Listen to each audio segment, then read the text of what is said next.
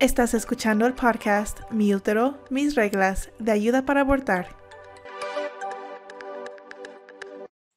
Quiero darle la bienvenida a todas las personas que nos estén escuchando en un nuevo capítulo de Mi útero, mis reglas de ayuda para abortar. Soy Vianney Estrada y el día de hoy tenemos un tema muy importante, muy interesante, y es que en el 2012 el aborto fue legalizado en Uruguay, lo que marcó un avance significativo en el derecho del aborto en toda América Latina.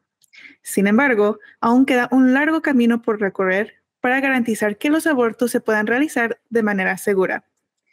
Para que haya suficientes clínicas de calidad que proporcionen servicios de aborto, para que los abortos sean desestigmatizados y para la erradicación de la mortalidad materna. Hoy nos acompañan las Lilas, una red de proveedores de servicios de aborto que comparte información y recursos para que cualquier persona pueda acceder a servicios de aborto seguro. Hoy estamos acompañados por, como mencioné, las Lilas y quiero presentarles a nuestras invitadas. Empezaremos por Estefanía Acosta. Hola Estefanía, ¿cómo estás? Hola, ¿qué tal? Buenas tardes. Buenas tardes. ¿Podrías platicarnos un poquito más sobre ti, sobre tu rol en las Lilas?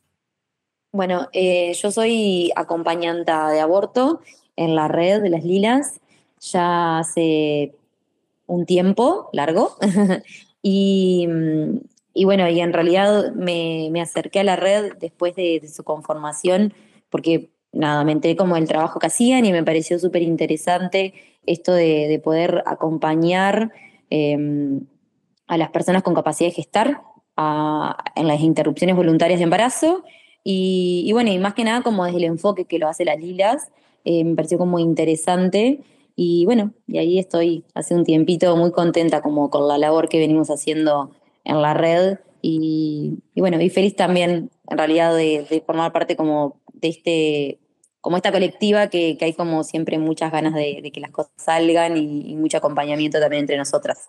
Eso me da muchísimo gusto y más porque en realidad, a mi parecer y de experiencia personal, he visto que muchas acompañantas lo hacen desde el amor, desde la compasión, desde este querer hacer un cambio significativo y positivo. Entonces es un gusto poder tenerte aquí. También estamos acompañadas por Fio Betancourt. Hola Fio, ¿cómo estás? Buenas, yo soy Fío, un gusto. Estoy en la red desde el 2021, un poco después de que se formó. Entré porque, bueno, yo soy de Rivera, de frontera con Brasil, y entré a la red cuando aún vivía en Rivera. La invitación llegó a la colectiva feminista de allá, y entonces ahí ingresé a la red, y después cuando me mudé a Montevideo, capital de Uruguay, seguí haciendo acompañamientos acá. Y bueno, somos una red solidaria, y sí. Es un encanto tenerte aquí y solidaridad es una de las palabras favoritas para todas las que trabajamos en esto de los abortos. Por último, estamos acompañadas de Tamara. Tamara, por favor, preséntanos cómo eres, quién eres y cuál es tu rol aquí en Las Lilas. Soy una loca. Bueno, no.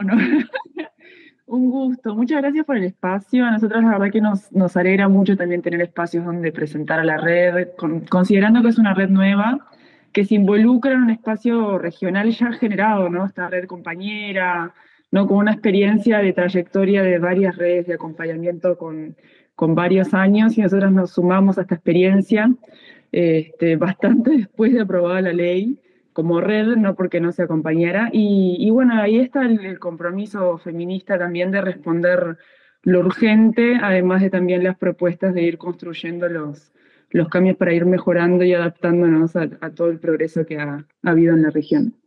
Ujú.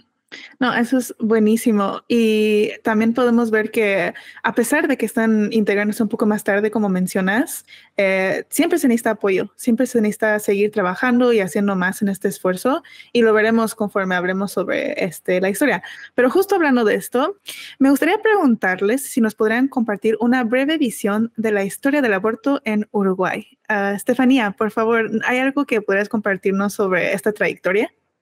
El proceso y en realidad histórico para que en Uruguay se consiga en realidad la ley viene hace mucho tiempo, ¿sí? Más o menos después de la dictadura cívico-militar que sufrió en realidad Uruguay en el periodo del 73 al 84, en el que después en realidad recuperar la democracia, se instala en realidad como el tema. Y bueno, y empieza como a haber interés en realidad por algunos como sectores más que nada sociales por poder llevar adelante una lucha en relación al aborto, ¿sí? Claramente que tras un proceso de dictadura hay temas que al principio cuesta mucho poder como instalar bueno, o poner como foco, pero recién en el 2012, cuando conseguimos la ley, tras muchos años de arduo trabajo que hicieron muchas colectivas y muchas organizaciones sociales, prácticamente de 10 años de trabajo, se consigue en realidad el proyecto de ley que hasta el día de hoy sigue vigente, ¿sí? Es un proyecto de ley que nosotros entendemos que todavía, o sea, que para ese momento fue tal vez innovador, ¿sí? Y fue pionero en la región, pero que al día de hoy nos queda corto, ¿sí? O sea, necesitamos, creemos nosotras como red, que ese proyecto de ley se pueda revisar, porque, nada, hay algunos como puntos capaz con los que ya antes no estábamos muy de acuerdo, pero bueno, era lo que se podía como acceder y ofrecer dentro de la ley, que seguimos defendiendo claramente, o sea, y estamos felices de que en algún punto eso exista,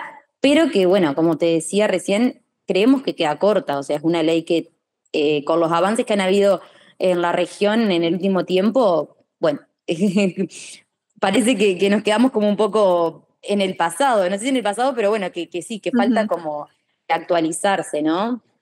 Y capaz que como último respecto a este proceso histórico, es que, o sea, hablar de aborto en Uruguay en realidad surge de una demanda feminista, ¿sí? No es como un detalle menor esto, porque bueno, seguimos siendo capaz que las mujeres y bueno, y los colectivos feministas los que ponemos eso como en discusión o en debate algunos temas que siempre parece que quedan como al final de la agenda o que a veces ni siquiera aparecen.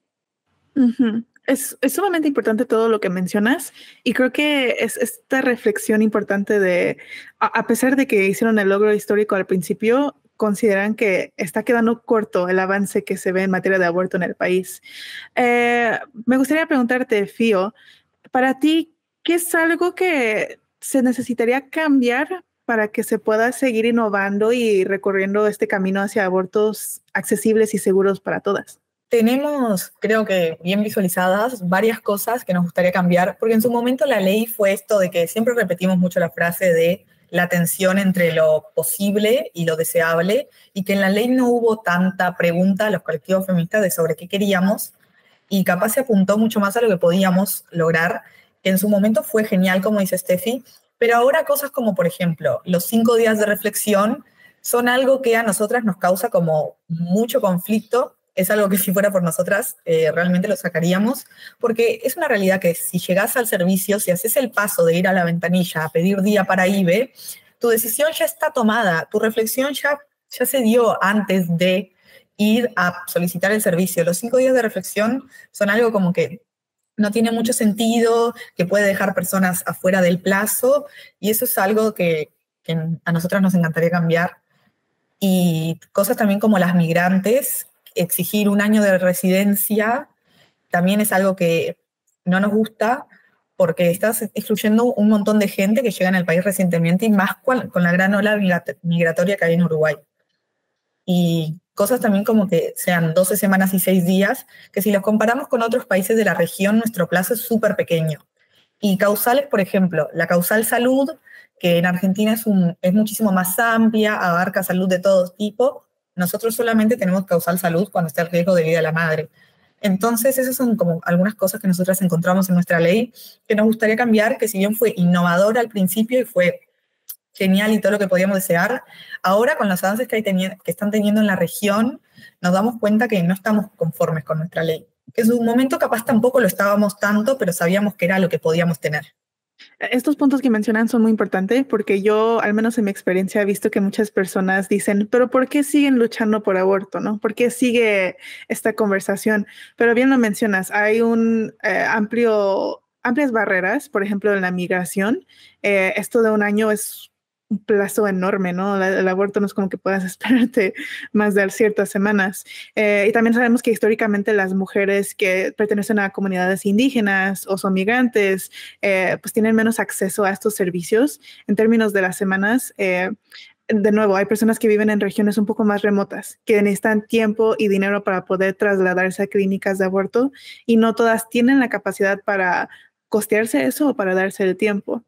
Pero me gustaría preguntarte a ti, Tamara, en tu experiencia como acompañante, ¿qué otras barreras has visualizado que existen y que no permiten este acceso libre al aborto?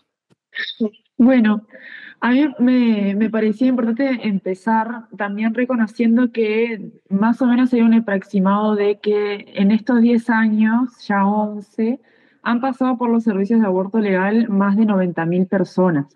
O sea, es decir, con todos los problemas de acceso, los problemas por un lado que tienen que ver con la normativa, o sea, lo que quedó escrito en el papel, que es una ley negociada, no es una ley ni que fue escrita por el feminismo, ni que fue lograda en su mayoría por la izquierda, o sea, sino que tuvo que ser una ley negociada, y quien puso la letra de esa ley es hoy parte de una coalición de un gobierno de derecha que justamente se ha promulgado como pro vida y defensor de los derechos de los niños no nacidos. O sea, esa negociación con un partido que se hacía llamar independiente también es lo que ha costado a nivel normativo las barreras que tenemos en la implementación. O sea, porque hay problemas de implementación que tienen que ver con recursos, con que no se quede solo en la capital, con que llegue a todos los lugares del país, que eso como en general, en cualquier servicio, ¿no? Cualquier prestación que tiene que garantizar de que sea integral, que no se quede solo en las capitales y que no se quede solo en algunos servicios de las capitales. Eso como un problema general, el de la salud, que en el aborto se replica, y particularmente con el aborto, además, lo que pasa es que funciona como un servicio secreto, o sea, no hay campañas de difusión, no está bien informado cómo acceder, aunque estemos a más de 10 años, la gente sigue sin saber qué tenés que hacer cuando querés abortar. Entonces, no es que me voy a la farmacia y me compro el misoprostol, ¿no? O sea, hay todos estos pasos que además, como ya decían las compañeras, son engorrosos porque lo que buscan es desincentivar la práctica, que eso ya está demostrado que no funciona. O sea, porque las mujeres igual, y las personas con capacidad de gestar igual, van a buscar una solución al problema con el que se encuentran, como en otros problemas en la vida. Y en esta situación de la vida reproductiva, esta búsqueda de desincentivar no termina funcionando. Después otras barreras que siguen existiendo, que nosotras en Uruguay lo alertamos desde el momento que se empezó a implementar la ley, tiene que ver con la objeción de conciencia, que eso en otros países se fue incorporando también con más cuidado al momento de generar la normativa, porque bueno, justamente genera impedimentos. Hay hospitales públicos en diversas localidades del país que tienen 100% objetores de conciencia, o sea, la única solución que tienen las mujeres es trasladarse a otro lugar, si no es a la capital directamente, que es la única solución que dan a veces. Entonces, eso como un problema, también lo que planteaban las compañeras, ¿no? De la cantidad de semanas, las limitaciones que tienen las migrantes, lo del equipo interdisciplinario, ¿no? De pasar por una cantidad de personas que ni siquiera se adecua a lo que ahora ya actualizó la OMS, ¿no? La Organización Mundial de la Salud, de recomendaciones para un aborto seguro. Y por último, que siga estando en el Código Penal. O sea, que siga en el Código Penal es una barrera, obviamente, en términos legales para quienes terminan expulsando el servicio, y es una barrera social y cultural. O sea, que no se entienda que no es una práctica que tiene que ser condenada, tampoco aporta a que la sociedad también comprenda que es una práctica reproductiva tan normal como es, y más segura incluso que un parto, ¿no? Como un embarazo, como una menstruación, ¿no? Como de las distintas fases que tenemos en nuestra vida reproductiva, y que además está vinculado a nuestro derecho a decidir, que es la reivindicación principal del movimiento feminista. Mencionas tantos puntos importantes, creo que tendríamos que tomarnos como una semana entera, ¿no? Para ir punto por punto a ver exactamente en qué afecta. Pero no sé, por ejemplo, lo de la objeción de conciencia, igual lo tenemos en México. Y también la cosa que he visto con el aborto es que hay tantos ejes desde el que se puede analizar, ¿no? Desde lo político, lo social, lo económico, hasta lo moral. Entonces eso complica mucho cuando intentamos abordar estos temas. Pero también mencionaste algo importante que fue cómo es que la sociedad de Uruguay percibe esto. Entonces, Fío, me gustaría preguntarte, en tu experiencia, ¿cómo se percibe el aborto en Uruguay? Depende. En realidad Uruguay tiene algo que nos ayuda con el aborto, que no somos un país tan religioso. En realidad tenemos bastante porcentaje de ateísmo y la religión siempre ha sido la gran barrera contra el aborto, aunque excluyendo claramente que hay personas religiosas que han luchado también por la legalización del aborto. Pero aunque se entienda que el aborto es legal, aún nos hemos topado con personas que llaman a chicas que están buscando abortar, personas que las llaman para convencerlas de que lo que están haciendo está mal, de que están matando una vida, y son cosas que la verdad que la gente piensa que ya no suceden. Porque creo que en Uruguay también hay una concepción de que cuando ya está hecha la ley, ya está resuelto todo, ya no tenemos ningún problema, ya no tenemos nada por lo que luchar. Y no es así. Todavía hay un estigma enorme. Esto de la objeción de conciencia que decía Tamara también es muy importante, es una gran barrera y es algo que nos muestra que la sociedad, la verdad, todavía no tiene incorporado que el aborto es un derecho que todos tenemos que poder gozar y todos tenemos que poder acceder a él. Y que sigan habiendo clínicas que hagan esto de la persecución hacia las mujeres que abortan, porque se cree como que no existe, pero es muy importante la persecución que pueden sufrir las mujeres que entran en internet a buscar cómo aborto en Uruguay. Es algo que todos deberíamos saber, porque también el hecho de que no se concientice, no hay campañas estatales para conocer cómo abortar, no hay campañas del Estado que divulguen una ley que ya tenemos. Es como un secreto, algo que guardamos, de lo que no hablamos, como si estuviera todo hecho, pero... De hecho, como lo mencionas, me recuerda un poco en el caso de México, que es de donde soy. Yo he visto que uno de los problemas es que está muy centralizado. Entonces, toda la información sobre dónde poder acceder al aborto y qué servicios hay, está muy centralizado en la Ciudad de México y todos los demás estados o tienen muy poco o tienen casi nada. Entonces, me imagino que esto es un problema pues, que traspasa fronteras, ¿no? Vemos que la poca información y la poca difusión hace que esto pues cueste trabajo para que las personas puedan entenderlo mejor. Y lo mencionábamos en otros capítulos de este podcast que, por ejemplo, si habláramos del aborto en tema de salud, si lo integráramos a la educación sexual, veríamos que bajaría más aproximación con estigma, que lo veríamos como un servicio de salud. Pero me gustaría preguntarles también un poquito más sobre cómo es que las Lilas afronta estos temas del aborto y poder acceder a estos servicios. Tamara, ¿me podrías explicar un poquito sobre qué es lo que hace las Lilas para poder concientizar a la gente y proporcionar este servicio?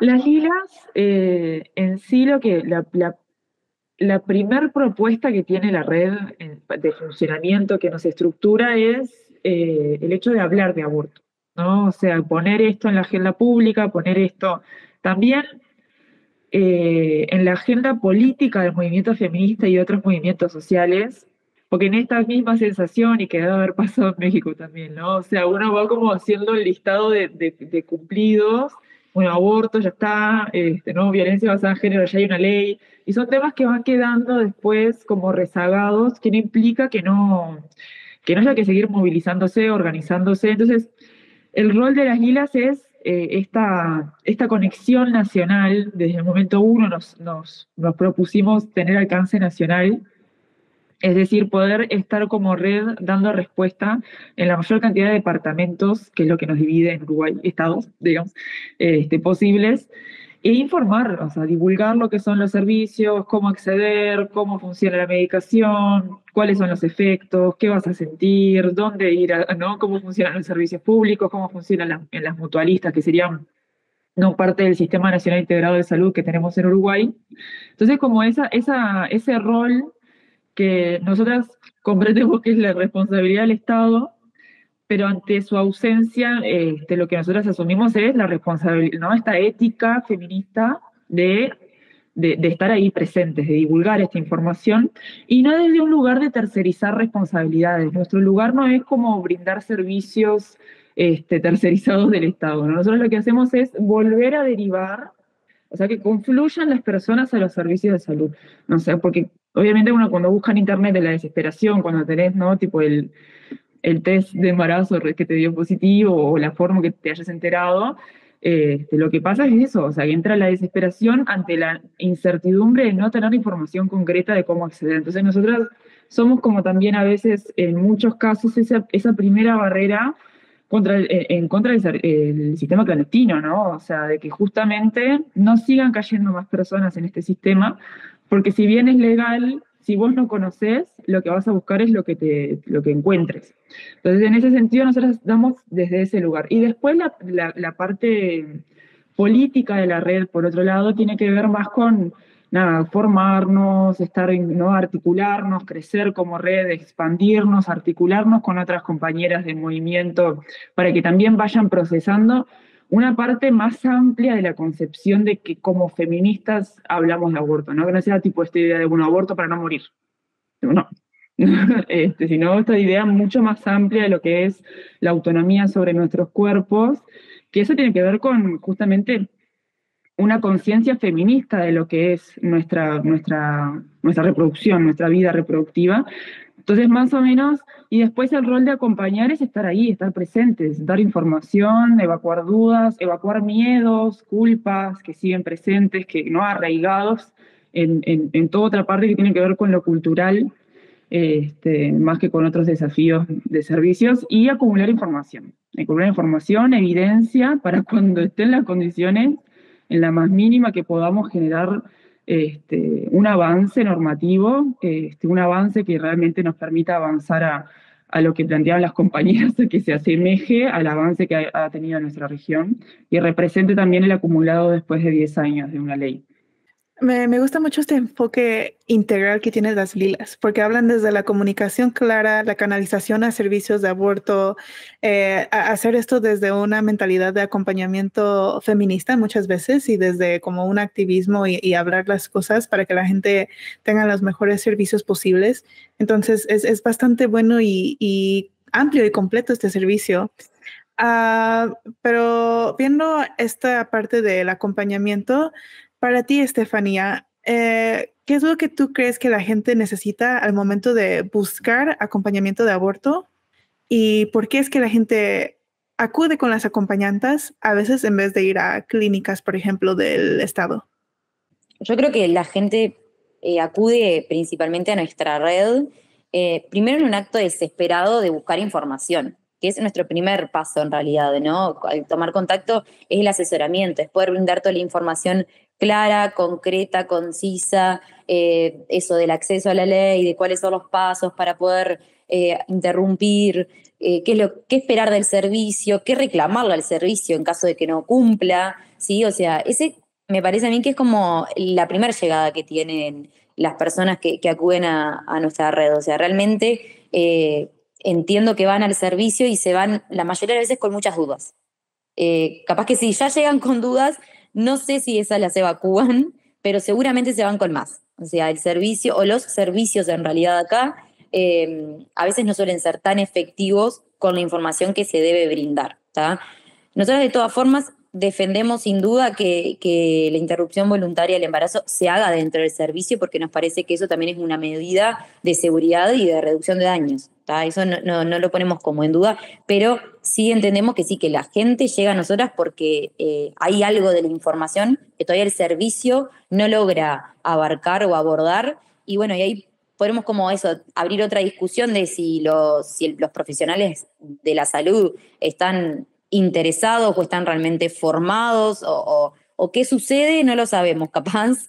Pero bueno, yo entiendo que va primero de la mano como de la información concreta y después de algo que tiene que ver más como con el acompañamiento, que es esto que decían las compañeras, ¿no? Como, bueno, poder después de que tengo la información, bueno, poder como sacar un poco esos miedos que existen, ¿no? Esos prejuicios de que si aborto, ¿cómo? ¿Qué me va a pasar? ¿Qué voy a sentir? O sea, hay como todo como una fantasía, no sé, como un cuento bastante oscuro respecto a abortar y en realidad, nada, lo decían hace un rato, no deja de ser un servicio más dentro de lo sanitario, o sea, debería ser tomado como lo que es, algo más en relación a los derechos sexuales, o sea, ahí.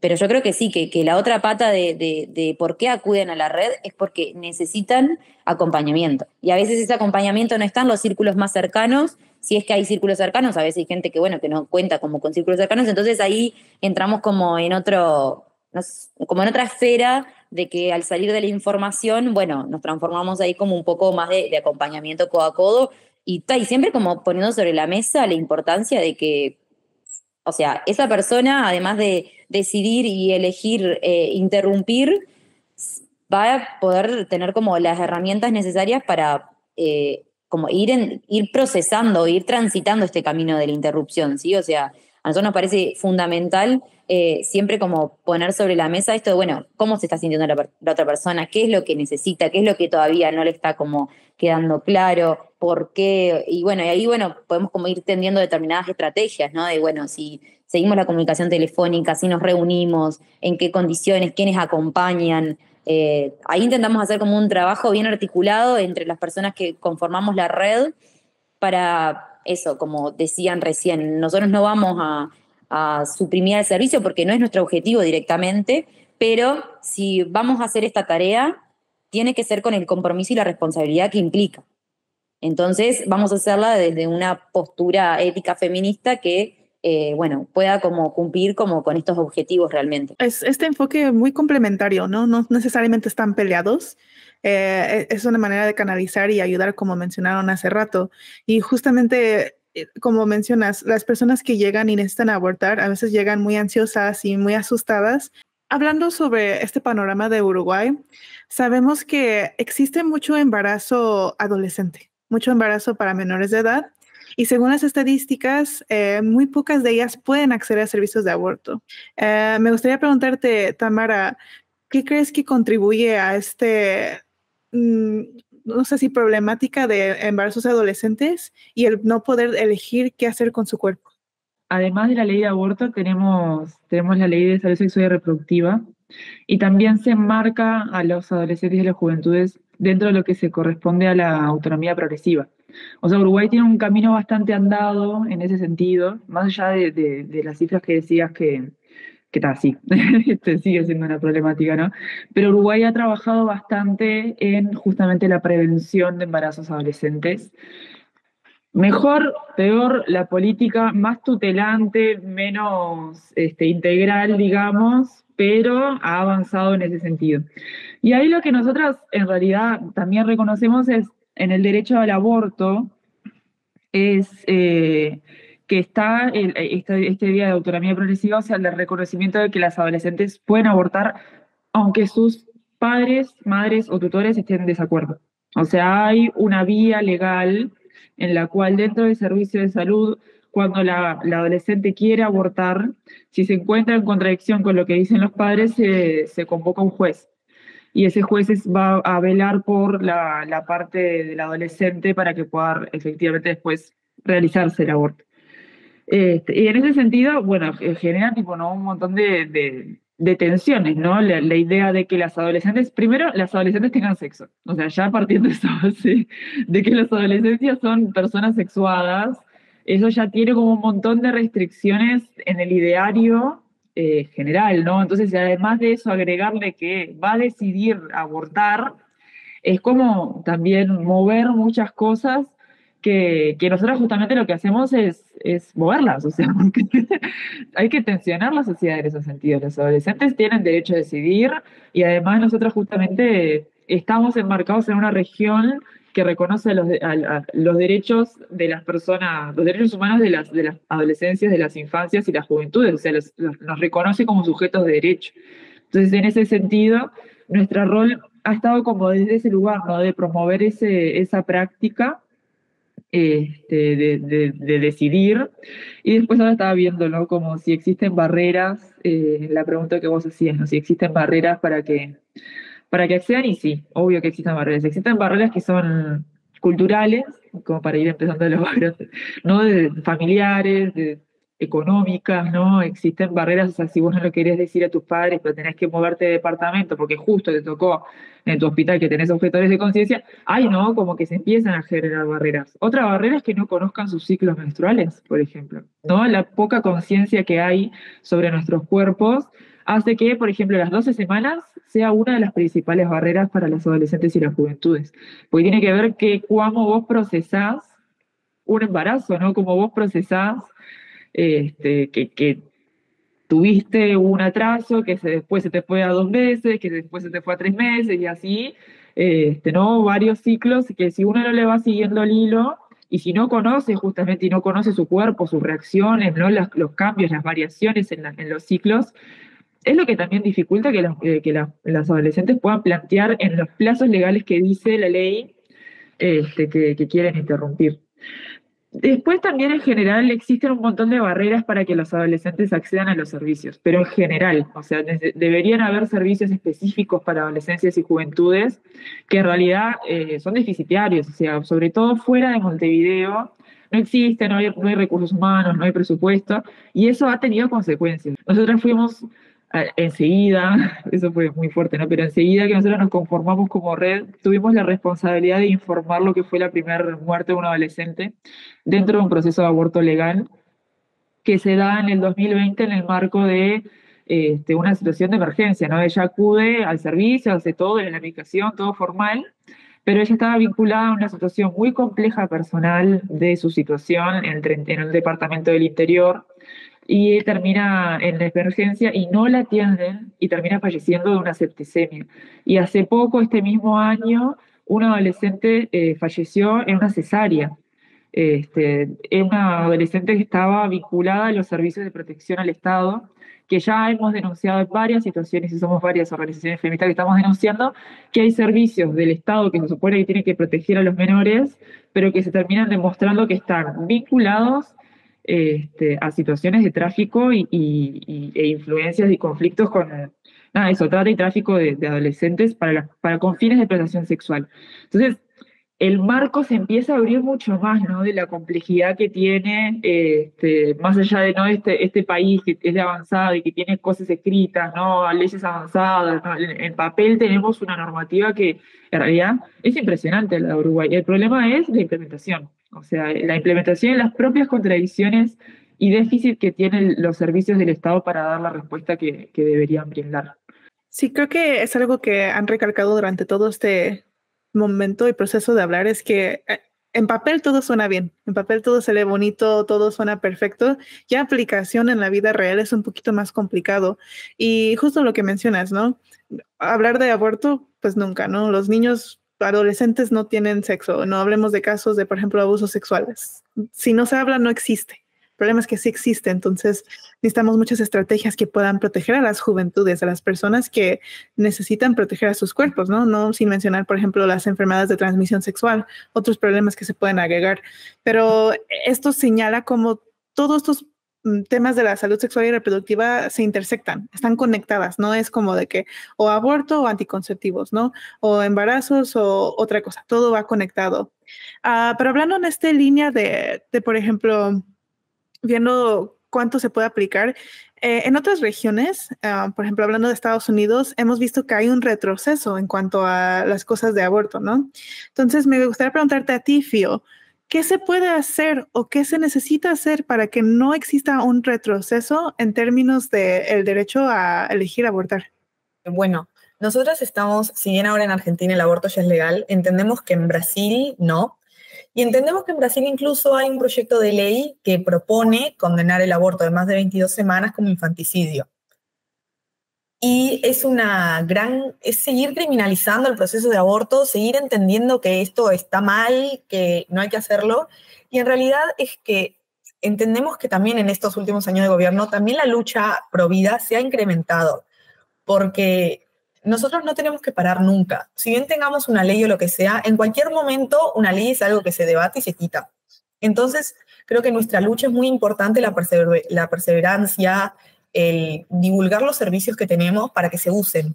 Porque cada momento que alguien termina haciendo algo por fuera de la ley es un servicio que se usan y siempre se entiende que cuando los servicios no se usan, no son necesarios.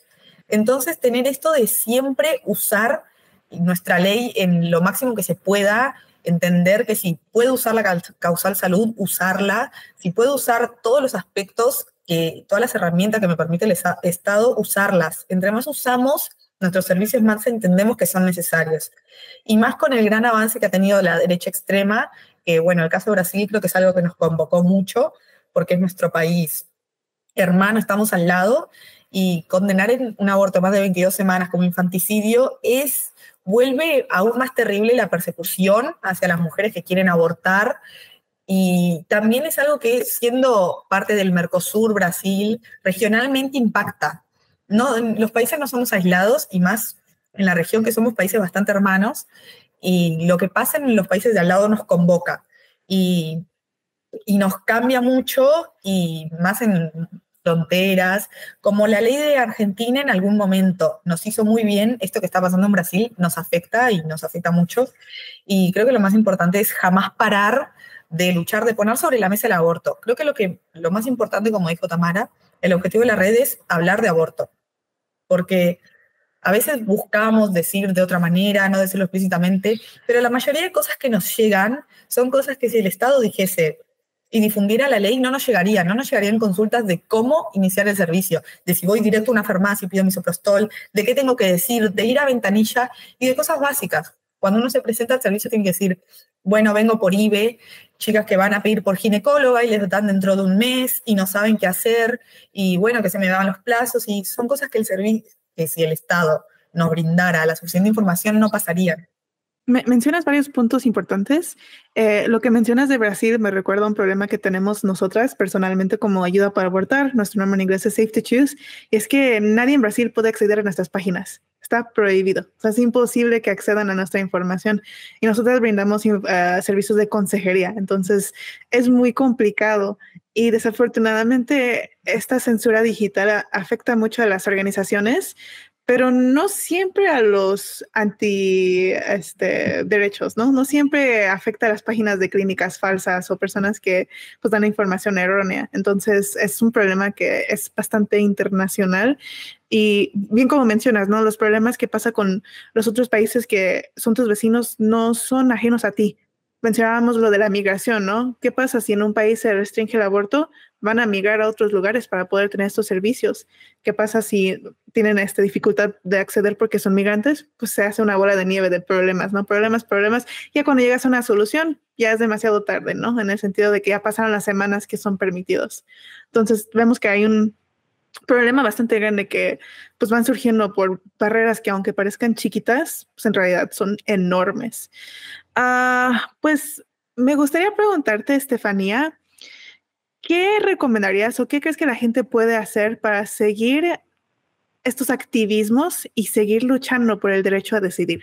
Bien, yo creo que es clave lo que decía hace un ratito Fío. Hay que seguir hablando de aborto y hay que ponerle el nombre que lleva, ¿sí? Porque es verdad que a veces también nos pasa que eso, como que intentamos, no sé si la palabra es maquillar, pero como que no queremos decirle aborto a algo que se llama aborto. Entonces me parece que eso es lo primero, nombrar las cosas como son, así como en educación sexual también queremos llamar como eso, a cada cosa por su nombre. Esto es lo mismo, o sea, lo primero es hablar de aborto por lo que corresponde, enmarcarlo en una perspectiva de derecho, el acceso al aborto, ¿sí?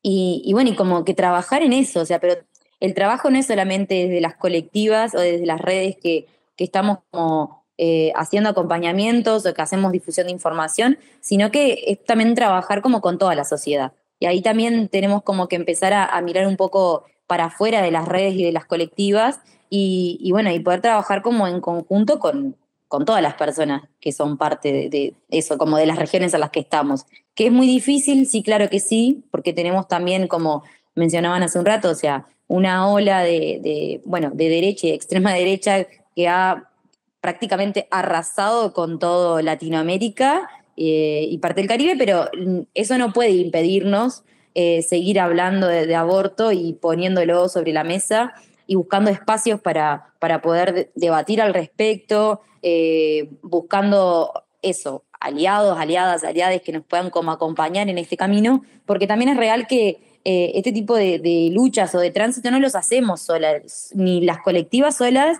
ni las mujeres solas, entonces tenemos como que también a veces eso, me parece que ampliar un poco la mirada y trabajar como desde un lugar entendiendo que todos y todas, todos somos realmente responsables de esta problemática, que bueno, que en este caso capaz que sí, para algunos países era directamente no poder acceder al aborto, para nosotros probablemente sea tener un montón de aspectos que todavía no podemos como o pulir desde la ley o desde las cuestiones como más concretas del acceso que siguen ahí como operando como tensiones o como trabas para poder interrumpir y realmente poder acceder al aborto. Ujú. Me gusta mucho este aspecto que das de, pues, de integrarnos todas las personas. Todas podemos hacer un trabajo, no es una lucha individual, es bastante colectivo, es no solo en nuestras regiones, en diferentes países. Y pues la realidad es que, no sé, podemos ver los avances que hay en Colombia, en Uruguay, en México, pero cuando ya hablamos con alguien de la región nos damos cuenta que todavía existe mucho que se tiene que hacer. Y por eso es importante intercambiar estos conocimientos. Mencionaste algo bastante importante que es que también tenemos que integrar a la gente que no necesariamente está dentro del espacio del activismo, a gente, pues, podría decir, común y corriente. Tamara, ¿cómo te comunicarías con alguien que no está dentro de este círculo activista, pero que quizá quiera apoyar y no sabe cómo?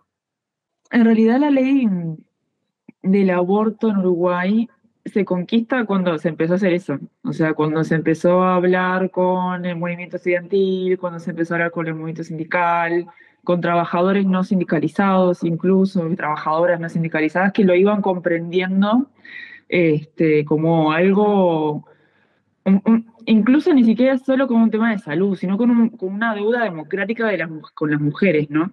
Que una cuando lo empieza, capaz que si yo voy nomás como con el pañuelito y le llego y le hablo así nomás como capaz que nos hablamos entre nosotras, no, el lenguaje de quienes estamos convencidas siempre suele ser como más intenso, ¿no? A veces que incluso nos enroscamos a nosotras mismas en esa comunicación y en realidad es una tarea muy sencilla, es como también soltar las propias barreras que tenemos las propias personas que defendemos este derecho a poner este tema como tema que, bueno, se habla en nuestras sedes, se habla cuando estamos acompañando, se habla, bueno, hacemos una publicación en redes sociales, ¿no? Como también nosotras en estos años hemos estado como red tratando de, sin duda, trabajar las redes sociales, pero trabajar las redes sociales como un aspecto no solamente digital, sino justamente de poder ampliar a lo que nosotros hacemos mucha referencia como campo popular en defensa del derecho al aborto. En defensa del derecho, como del derecho al aborto en particular, pero en general también como enmarcado en los derechos sexuales y reproductivos, ¿no? Y eso se hace desde distintas formas,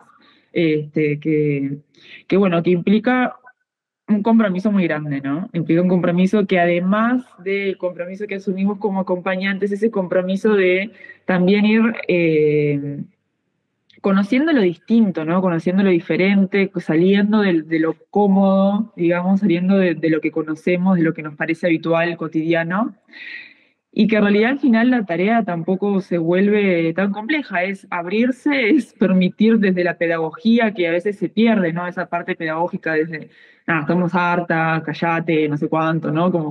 Como esta cosa más reactiva que en realidad está, o sea, se comprende súper bien, pero hay una parte pedagógica que nunca se puede perder, ¿no? El que la otra persona comprenda. Lo explicaba, que no tiene, o sea, es otro tema, pero que está vinculado, Susie Shock, con lo que tiene que ver con lo travesti, lo trans, explicándolo desde el lugar de, bueno, habrá que volver a explicarlo, ¿no? Volver otra vez a decir por qué somos, por qué, no sé, para que cuando haya un problema, cuando nos encontremos o cuando te tenga que tocar la puerta, me abras. ¿No? Eso es algo tan humano en realidad del intercambio, que es lo que propone el feminismo, ¿no? Desde lugares más amplios y democráticos en las discusiones, que yo creo que es lo que lo hace más interesante. Para mí es de las partes más interesantes de la labor como Lilas. Todo lo que mencionas es importante y está esta parte de hablar con las personas, comunicarse. Creo que a veces cuando hacemos, por ejemplo, activismo digital, nos olvidamos que hay alguien más del otro lado. Entonces es bueno tener este diálogo y este intercambio de ideas. Y siempre lo mencionamos, ¿no? Estos proyectos, por ejemplo, este podcast, no queremos que sea solamente para las personas que ya están a favor del aborto, que ya están en círculos feministas, que sean para todas, todos, todas, y que toda la persona pueda acercarse y aprender un poco más. Ya estamos llegando un poquito más al final, entonces me gustaría preguntarte, Fío, ¿cuál es el futuro que te gustaría para Uruguay en términos de este alcance al aborto? Una pregunta muy optimista, me gustaría escuchar tu respuesta. Bueno, algo que hablamos siempre como aborto, que lo decimos como algo súper utópico, pero que en realidad nos gustaría es esto de como si nosotros podemos tener en el baño, tenemos una cajita donde tenemos un Perifar y más cosas. Y bueno, tener un Perifar, una pastilla del día después y también tener misoprostol. O sea, que no esté siempre el aborto de esta manera medicalizada y de como todo un proceso, cuando es un proceso que perfectamente puedes hacer en tu hogar y gestionarlo, porque en realidad es así como se hace. Todas los pasos que nos pone el servicio son para al fin y al cabo terminar abortando vos en tu casa, tomándote vos tu medicación en tu lugar seguro, tranquila. En realidad, capaz esto de medicalizarlo tanto es también una manera de seguirnos teniendo a la espera de seguirnos como reteniendo y hacernos entender de que dependemos aún de alguien que nos autorice, que nos diga, sí, bueno, podés decidir, puedes hacer este proceso. Y creo que como es esa idea que siempre como nos la proponemos, tener nuestra mifepristona, el misoprostol, y también tener un condón en nuestra cajita del baño y una pastilla del día después, pero también tener la posibilidad de decir, el aborto es algo que yo decido sobre mi cuerpo y lo gestiono yo. Que este es el argumento en realidad con el que el aborto se conquistó. Porque capaz en un momento las feministas nos veíamos en esto, o al menos yo, de estar buscando un millón de argumentos científicos, sociales, políticos, de por qué el aborto debería ser legal, y la investigación, y aquí y allá, cuando en realidad la respuesta capaz debería ser solo porque es mi cuerpo y yo puedo decidir sobre él. Y que en realidad es con ese discurso tan sencillo que se le llega a más personas, porque somos nosotras las que tenemos que decidir, y nuestra utopía es que el aborto ya no sea algo medicalizado, porque no hay grandes riesgos en la mayoría de los abortos. La mayoría de los abortos pasan con total tranquilidad y son solo un evento más de tu sexualidad. Son solo un evento más, como lo decir al ginecólogo, como lo son cualquier evento de una persona que tiene relaciones sexuales. Entonces, que sea algo que de verdad podamos tener nosotras en nuestras manos y en nuestro poder, y no estar constantemente dependiendo de un alguien, como no dependemos para ir a comprar la pastilla del día después, porque entendemos que, bueno, fue necesario y como gestionamos nuestro cuerpo, tampoco tener que depender tanto de este proceso que es también súper engorroso, con un montón de pasos, con un montón de trabas también, de que los 5 días de reflexión, de que si sos migrante, de todos estos temas, y a nivel legal, capaz, bueno, ya sacar las trabas para migrantes de ya, que ya no sea penado, que no te puedan penar si te haces un aborto de 20 semanas, que es una locura esto de las diferencias de los estados, de que si yo hoy en Uruguay me hago un aborto de 13 semanas, bueno, puedo ir presa, pero cruzo la frontera y en Argentina no. Y eso muestra cómo es totalmente arbitraria la penalización y cuántas semanas no. Muestra la gran arbitrariedad, que el cuerpo va a ser el mismo y la práctica es la misma, no importa en el país donde esté. Y entonces, ¿por qué en un país hasta ciertas semanas tenemos tales consecuencias y hasta otras semanas no? Esto me recuerda a una frase que me gustó mucho, que es aborto porque sí, punto. No explicaciones, no justificaciones, es porque lo decido. Y justo lo mencionas, no tendría que ser así, el acceso tendría que ser universal, no tendría que ver tanto como discrepancia entre país y país, porque es el mismo procedimiento, las mismas razones, pero puede ser un poco utópico, pero es lo que buscamos. Sí, Fío. Otra cosa que me había olvidado decir, que fue algo hasta en lo que nos equivocamos nosotras, que, por ejemplo, al principio la frase de la lucha es aborto para no morir. Y después, como que remirando esa frase, ahora la cambiamos y la miramos desde aborto para decidir. Porque esto de aborto para no morir era como que nosotras en nuestra propia lucha seguir estigmatizando, ¿no? De que abortamos solo para no morir. Como hacemos esto que es tan extremo, tan horrible, solamente para no morirme lo quiero legal.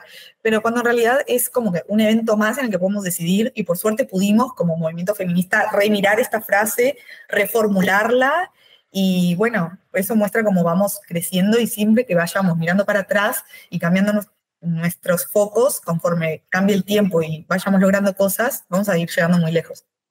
Sí, es este aspecto de reconocer el trayecto y todo el trabajo que han hecho las personas y para llegar hasta donde estamos, pero seguir reflexionando y decir, ok, esto que parecía estar bien y funcionaba, tenemos que cambiarlo porque los tiempos cambian, las necesidades cambian y todavía hay mucho trabajo por hacer, podemos hacerlo así. Pero ya estamos llegando al final del podcast y a mí, a mis invitadas, me gusta hacerles una pregunta como para concluir todo y es, si hay una sola cosa que te gustaría que la gente se quedara de esta plática, ¿qué sería? ¿Qué es esa cosa que dices, yo quiero que la persona que me está escuchando se quede con esto, lo comparta con su familia, con sus amigas? Siento que esto es lo que tienen que saber. Todas se ven muy pensativas, entonces, no sé, Estefanía, ¿qué cosa te gustaría que la gente se quedara? Bueno, qué presión que me hayas nombrado primero a mí, tengo que decirlo. Bueno, a mí me gustaría que se queden con esta idea de que, nada, como decía Fío recién, es un evento más de nuestra vida, es un evento más de nuestra sexualidad, y poder hablar de aborto, eso, sin prejuicios, sin estigmas, con total libertad, y que en algún punto también con empatía, ¿sí? Con esto de decir, bueno, si a mí cuando, a ver, me duele la cabeza, alguien me acerca, a ver, no sé, una medicación, o sea, un analgésico, bueno, también estaría bueno que en algún punto podamos las mujeres o las personas con capacidad de gestar resolver esto, o sea, como de forma un poco más sencilla y menos engorrosa y sí, como que no sea como una pesadez, ¿no? O sea, todo el tiempo cada paso. Así que me gustaría eso, como que poder pensar en que la clave está en hablar de aborto. Muy poderoso eso de solamente hablarlo, empezar nuestras tácticas desde ahí, desde el storytelling, desde una plática entre amigas con un cafecito, en realidad es una diferencia enorme. Tamara, para ti, ¿cuál es esa cosa que te gustaría que la gente se quedara de nuestra plática? Para no repetir, yo estaba pensando más como desde el lugar de la importancia de la militancia, ¿no? Del activismo, ¿no? De organizarse, de estar activas, de no pensar que la conquista de las leyes son el final, sino justamente de que la necesidad de que las personas estemos organizadas, sobre todo en el feminismo, de la importancia de todo lo que nos queda todavía por hacer, no solamente de reconocer nuestra historia y todo lo que hemos logrado, sino también de reconocer los desafíos que nos quedan todavía por delante y bueno, nada, en ese sentido seguir avanzando y resistiendo, porque la verdad que estos años han sido duros y eso en conjunto y en colectivo siempre es mejor. Claro, es como dicen, ¿no? Resistir es existir, es hacer un cambio, es algo que se hace porque a veces se tiene que. Fío, por favor, compártenos qué es esa cosita que te gustaría que la gente se quedara de hoy. Me quedo con lo mismo que Steffi, sigamos hablando de aborto y no dejemos de hablar de aborto y creo que es eso lo principal, porque entre más hablemos de aborto, entre más personas entiendan que es un derecho y que hay cosas que capaz no estamos conformes y las queremos cambiar, más fácil va a ser. Claro, creo que esto se va un poco como a mí lo que me gustaría compartir es que hay que darnos la mano entre todas las activistas, sin importar el país en el que estemos. Creo que todas podemos aprender de las leyes, el activismo, la lucha de nuestras compañeras, compañeros de todos los países. Nunca es tarde para abrir el diálogo y ver cómo nos podemos apoyar, hasta en temas como de cómo podemos ayudar a las mujeres que emigran a mi país. ¿Qué están haciendo ustedes para combatir el estigma? Siempre hay algo que se puede aprender. Pero ya por último, me gustaría preguntarles si hay algún proyecto, recurso, información que quisieran compartir para las personas, algo sobre las lilas o algo que tengan en mente pronto. Nosotras hemos hecho un esfuerzo muy grande de sintetizar la ley, la normativa y lo que es el proceso del aborto en folletería, justamente para que sea más comprensible y para la difusión misma. Eso yo creo que es un material que está muy bueno, que es de cómo abortar de forma segura en Uruguay. Además que tiene una consigna que para nosotras ha sido muy central en los últimos años, que es esta consigna de no estar sola, ¿no? O sea, justamente no tenés por qué vivirlo sola. Y además nosotras tenemos el vínculo muy estrecho con Mujer y Salud en Uruguay, que es una organización feminista de acá que ha sido como también el apoyo para que las lilas se desarrolle y tiene todo un sector de observatorios, la organización, donde hay estudios sobre los servicios de aborto, cómo funciona la implementación. También está como actualizado muchas cosas que a veces que ni el Estado cuelga de las cifras del aborto anualmente para que también tengamos una idea a nivel institucional de, bueno, cómo estamos, ¿no? O sea, que justamente es algo que los servicios de aborto, y sobre todo nada, el Ministerio de Salud o el propio gobierno en general no sistematiza.